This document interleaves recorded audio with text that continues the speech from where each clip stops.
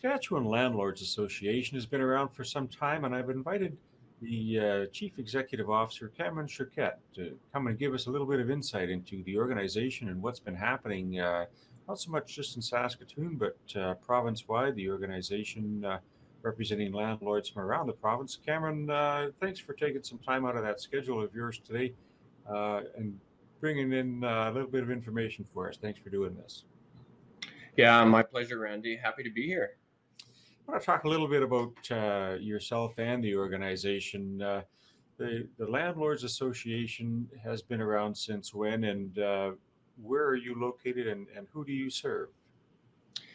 The association began in 1994, back when landlords could only charge $125 for a damage deposit, believe it or not. And a group of influential folks from across the province came together to essentially lobby the government to what policy we have today, where we can charge up to 1 month's rent. So we have our roots in government relations and advocacy, and that's where we spend a lot of our time. We represent over 600 rental housing providers from across the province who collectively own, manage, and operate over 50,000 rental housing units.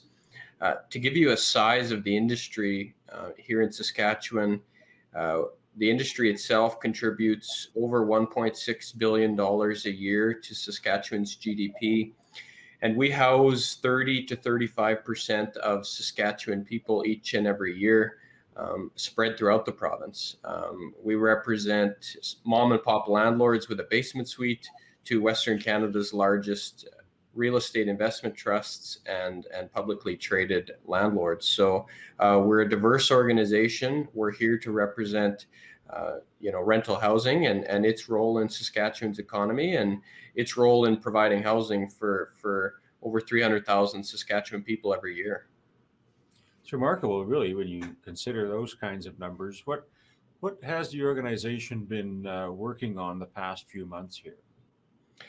Well, we have our roots in advocacy and working closely with governments across the province. And that's, part of what we've been doing over the past few months as well. But more specifically, we've really been focused on providing training for our members across the province.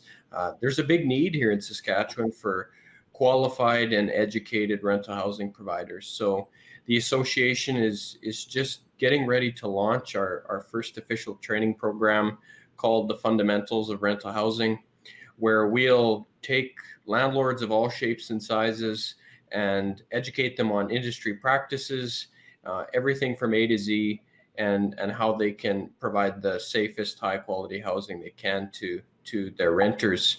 In addition to that, we're always meeting with government officials and providing support and resources to our members amongst, just general day-to-day operations in terms of ensuring our members are supported in evictions, in setting rental rates, in drafting leases, everything in between. So I would take it that with so many of the members and representing those kinds of numbers, the industries in general have been widely affected by the pandemic. What's happening on the landlords front, and what are they doing? How is that affecting them? Well, as you know, housing has never been more important because of the pandemic. When 20 months ago we were told by our leaders politically to stay home and to work from home and to only go out for the essentials. So really, somebody's home, whether or not they owned it or rented it or they were sharing it with their parents, became extremely important. And landlords really stepped up to the plate, even amidst when the government of Saskatchewan imposed an eviction moratorium for 4 months, where we couldn't evict people even if they didn't pay rent. But we saw tremendous resiliency and collaboration from landlords of all shapes and sizes. They were signing payment plans. They were stepping up their cleaning procedures. They were helping people stay in their homes as much as possible. They were improving internet speeds to allow tenants to work from home, everything in between to ensure that people were safe, they were healthy, and they were cared for, because they really had nowhere else to go, because we were again told to stay home.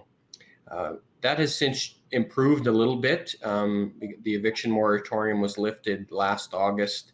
But in addition to people being told to stay home, there just weren't as many people renting because, of course, the university shut down in-person classes for the year, and students form a large part of our rental pool in our major cities, and even in some of our smaller cities where there are regional colleges. As well, with international travel restricted quite significantly, there was virtually no new Canadians coming to Saskatchewan from other countries, which is another really significant pool of renters in this province. So we saw a significant increase in vacancy throughout 2020 once students left our big cities and when there were no new Canadians coming in, which brought rental rates down quite significantly. Incentives were being offered because, of course, landlords wanted to fill their units as quickly as possible. So overall, that brought rental rates down. Since the pandemic has, arguably subsided in some ways or another, international travel has resumed. The universities have offered in-person classes this fall. We have seen a significant uptake in rental housing. Vacancy has since improved. But interestingly enough, rental rates haven't increased. According to rentals.ca in their September rent report, Regina's 2-bedroom rental rates have actually decreased by 2% year over year, hovering right around that $1,150 for a 2-bedroom. And in Saskatoon, year over year, 2-bedroom rental rates have actually decreased by about 5%. Sitting around about $1,050. So, of course, that's an average. So it takes into account old stock, new stock, but overall, we've seen rental rates actually continue to be relatively stable and actually come down year over year, which isn't a significant concern at this point if we continue to see students and new Canadians in our cities. I can't imagine the wide range of topics that your organization and the landlords must face, given maybe same people, same family, but different issues with income, job stability, and things of that nature. Can you give us some insight into what types of advocacy the Landlords Association is working on or maybe focused on right at the present time? Because we always hear about things like affordability and inventory and things of that nature. What are you working on and advocating for today? It's really a great question and a timely one. If we saw a topic that got a lot of attention besides COVID in the federal election campaign, it really was housing. And, that was focused on home ownership, but it really came down to a supply issue that the supply across Canada of affordable, attainable housing has shrunk over the past decade, largely because there has been an increase in demand and supply isn't meeting that. So it was really great to see housing get on the federal campaign trail, and it'll be interesting to see how the Liberal Party in a minority government seeks to address that affordability and that supply issue, not only in the Torontos and Vancouvers of the world, but also in other provinces. And as our friends at the Realtors and other industry associations have commented, it really is a local issue. So, in cases like Saskatoon and Regina, there have been some rapid housing initiative funds brought in to the tune of $7 to $8 million per city, which I think have a really good opportunity to put a dent in our affordable housing supply issues in this province. But ultimately, it's incumbent upon all levels of government to really work on that supply issue. And it's incumbent upon municipal governments to make sure their zoning bylaws, their housing incentives are relevant, are user-friendly, so that we can get housing built here in Saskatchewan. In terms of other advocacy issues, it seems like property taxes are always on our radar. We've seen some pretty heavy increases being reported at the city here in Saskatoon of almost 6%. Increases like that aren't really sustainable. So we're keeping that on our radar to make sure the city knows how that impacts affordability. Tenants don't pay property taxes directly, but they pay it through their rent.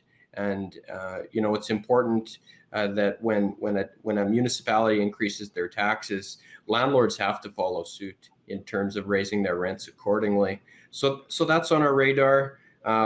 We're also proud to announce that on September 15th, the Residential Tenancies Act was amended by the Ministry of Justice. It included some key amendments that we've been fighting for 2 years, including limiting some claim periods for landlords and for tenants. But overall, that RTA is now in effect, and we're anxious to keep educating our members on that. And then, finally, one that's big, that most people are aware of is income assistance changes here in Saskatchewan.